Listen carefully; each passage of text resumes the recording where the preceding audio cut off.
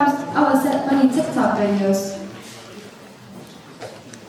to my WeChat friend group late at night. I expected an immediate reply. But minutes flew by, and there were only silence. I stared at my phone. It's like cutting through the darkness, while my mind spiraling with questions. Did I do something wrong? Am I interrupting them?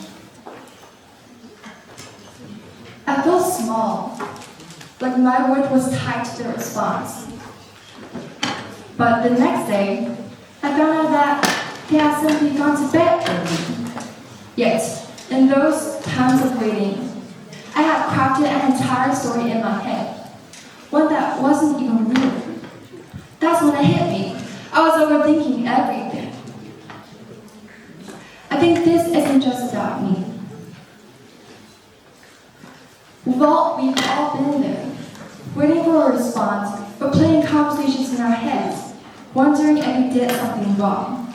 It's a tough feeling, isn't it? I realized that my overthinking was rooted in one thing.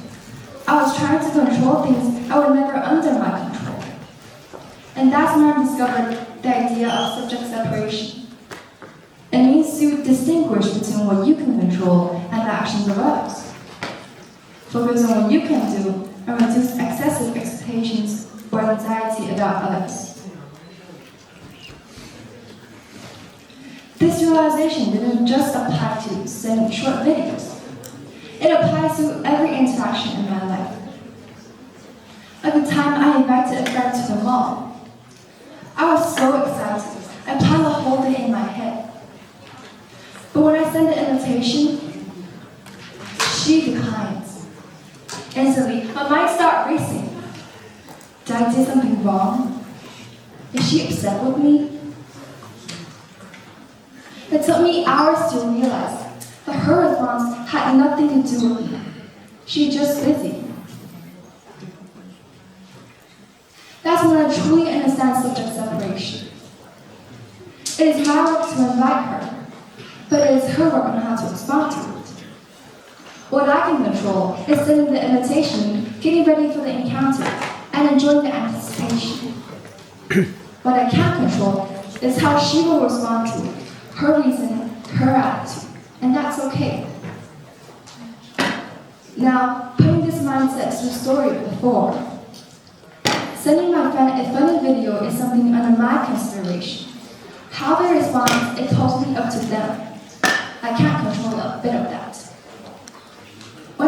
When I embraced subject separation, I felt lighter, freer. I no longer carried the weight of others' opinions. Instead, I focus on what I can control. My actions, my intentions, my growth. This realization had led me to a deeper insight, that subject separation is actually a natural human tendency called inclination. It is an impulsive urge, an instinctual desire for confirmation. But do we really want to live our lives in that way? Live like an uncontrolled rock that is rolling down a hill? No, that is not a life with freedom. A life with freedom is pushing the rock against the hill. From another perspective, if we are constrained by the urge, the key to interpersonal relationships will always be held by others. The question is, to give it or to hold it? And you can distinguish between your concerns and others, and separate them. For example, if someone you want to befriend does not respond to your greetings, recognize that this is their issue to resolve. It is not your responsibility to carry the burden of self-doubt. Alternatively, you can initiate a second conversation with them. Perhaps you just misunderstood each other, and they're not as bad as you think. Starting the conversation might be your choice. How they respond is theirs. True freedom comes when you stop carrying the weight of others' emotions and thoughts, and accept that not everyone will like you. This reminds me of a Jewish saying. If there are 10 people, there must be one person who judges you all the time, 2 persons who will be good friends with you, and the other 7 who are neither. No matter who you are, there are always people who can't be friends with you, and that's okay. At the same time, subject separation doesn't mean being careless or indifferent towards others. We must avoid falling into that trap. I'll give you one criteria: contribution to others. If you ever feel confused or doubt about whether this approach is right, try to do things that will benefit others in your daily life. The feeling of being needed, combined with the awareness of freedom, will guide you through the darkest moments. Overcoming overthinking is challenging. It is hard. But I believe you can gain the courage to achieve it.